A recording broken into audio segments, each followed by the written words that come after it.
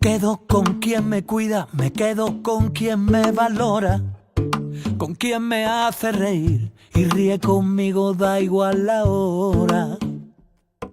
Me quedo con quien escucha atentamente mi desahogo, con quien procura mi bien, con quien se queda a pesar de todo. No me arrepiento de haberla conocido. ¿Seguro?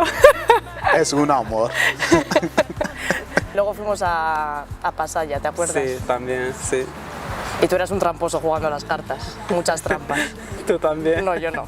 Y muchas veces comemos juntas, muchas veces. Sí. Pues somos amigas. Ajá, Por eso. ¿verdad? Sí. Y ahí... Lo bueno que tiene ella es que relativiza todo.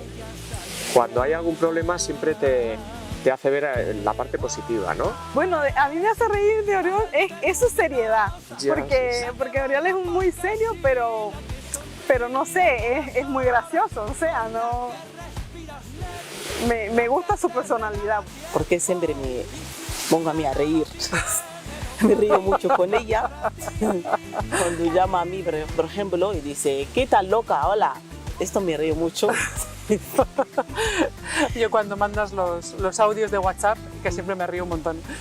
Cuando estoy nerviosa y no sé qué hacer, alguna vez él ya me ha dado algún consejo. Pues yo, a mí me gusta todo de él, es súper majo y me gusta mucho estar con él.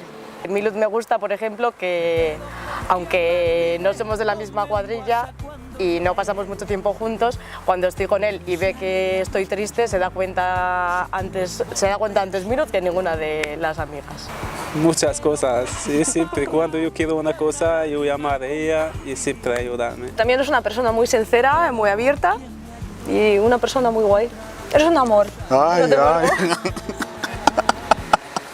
Tiene una mente muy abierta en el sentido de que no hay ninguna barrera, ¿no?, que impone a conocer a otra persona, ¿no?, sino es más, voy a conocer y luego juzgar, ¿no? Y que canta muy bien, canta muy bien.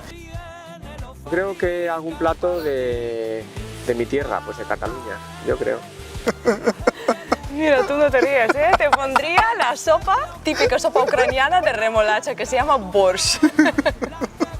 Pues no lo he probado, ¿eh? Y tengo pues ganas de probarla, probarlo, sí. Hacemos el café, sí, de Eritrea, es la primera vez, la comida de Eritrea también.